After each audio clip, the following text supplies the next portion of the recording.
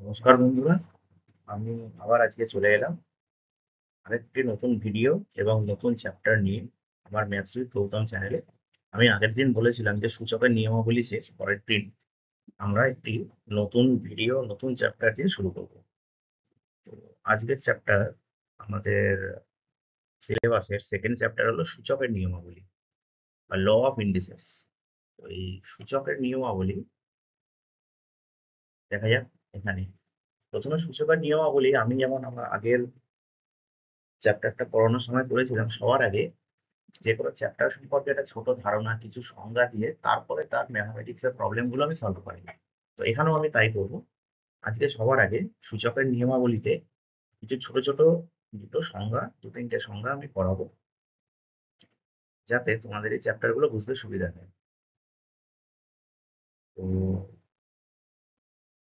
সবার প্রথমে আমি চলে আসি সূচকের মধ্যে কোএফিসিয়েন্ট কাকে বলে, কোএফিসিয়েন্ট বা সহগ। একটা ছোট্ট উদাহরণ দিয়ে আমি দেখিয়েছি যাতে তোমাদের বুঝতে সুবিধা হয়। ধরা যাক আমাদের স্কুলে, সবার স্কুলেই তো সরস্বতী পুজো হয়। তো সরস্বতী পুজোর জন্য সব ছাত্রদের থেকে চাঁদা তোলা হয়। তো আমি যদি মনে করি যে তোমাদের স্কুলে মোট ছাত্র সংখ্যা এক্স এবং প্রত্যেকের থেকেই সমান পরিমাণে চাঁদা নেওয়া হয়, জেনারেলি সব স্কুলেই যা হয়। আমরা ছোটবেলায় আমাদের সময় স্কুলে সবার থেকে সম পরিমাণে চাঁদা নেওয়া হতো। তো আমি যদি ধরি যে সেই চাঁদার পরিমাণ 11, মানে 11 টাকা করে প্রত্যেকজন ছাত্রের থেকে নেওয়া হয়েছে, তাহলে আমার যদি স্কুলে মোট এক্স জন ছাত্র থাকে, তাহলে আমার মোট চাঁদা কত উঠেছে? 11 টাকা। কি বললাম? স্কুলে সরস্বতী পুজোর জন্য চাঁদা তোলা হয়েছে এবং যে চাঁদায় প্রত্যেকের থেকে 11 টাকা করে ধার্য করা হয়েছে, তাহলে টোটাল যদি আমার স্কুলের সর্বমোট ছাত্র সংখ্যা এক্স জন হয়, তাহলে আমার 11 টাকা করে চাঁদা নিলে আমার মোট চাঁদা উঠবে 11 টাকা। তাহলে এই যে 11 টাকাটা হলো, এই যে রাশিটা হলো 11, এই রাশিতে এই 11কে এক্স এর সহগ বলা হয়। পরবর্তীকালে অঙ্কতে কিন্তু এইসব জিনিসগুলো খুব কাজে লাগবে, জানতে চাইতে পারে যে সহগ কি না কি, এইসবগুলো জানতে চাইতে পারে, যে কারণে সংখ্যাগুলো বলা। তাহলে এই 11 যদি একটি সংখ্যা হয়, তাহলে এই 11 এই রাশির এখানে এক্স এর সহগকে 11। তাহলে আমার যে সংখ্যাটা থাকবে সেটি হবে সেই বীজগাণিতিক যে রাশি বা এক্স ওয়াই যাই থাকুক না কেন, তার সাথে আমার যে নিউমেরিক্যাল ভ্যালুটা থাকবে সেটাই হবে তার সহগ।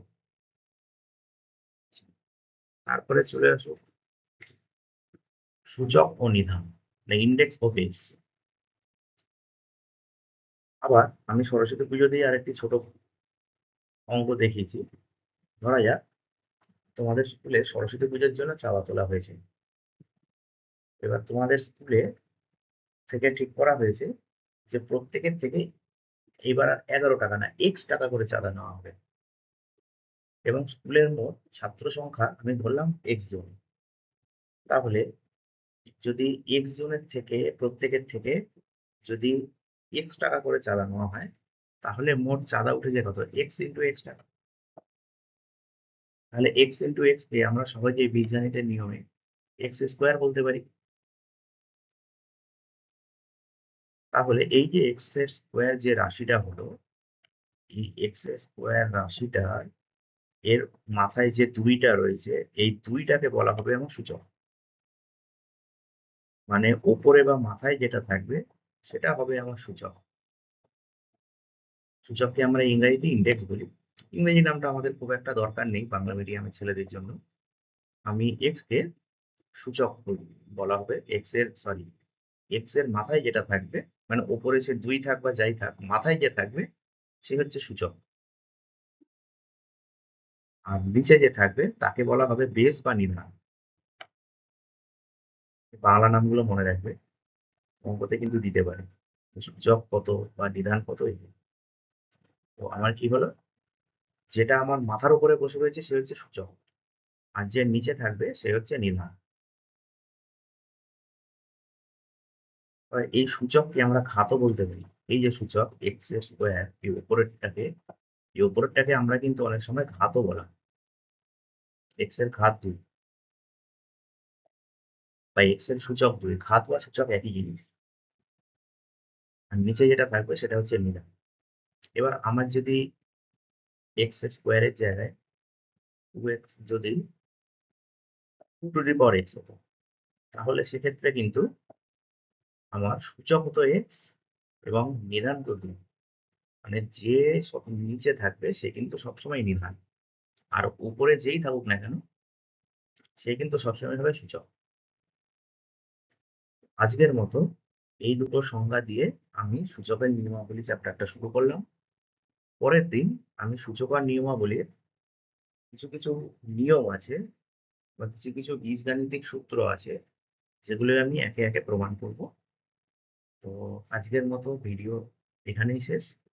তোমরা যদি আমার এইসব ভিডিওগুলো ভালো লাগে এবং আরো আরো ভিডিও পেতে চাও, তাহলে তোমরা আমার YouTube channel maths with Gautam, এই চ্যানেলটা লাইক ও সাবস্ক্রাইব করবে এবং বন্ধুদের মধ্যে শেয়ার করবে, এবং বেল আইকন প্রেস করলে তোমরা আমাদের ভিডিওগুলো খুব সহজেই পাবে। তোমরা আমাকে যদি ইউটিউবে খুব সহজেই খুঁজে পেতে চাও, তাহলে @competitive-maths in Bengali এভাবে তোমরা আমাকে সার্চ করে ইউটিউবে পেতে পারো। আজকের মতো ভিডিও এখানেই শেষ। নমস্কার, থ্যাংক ইউ।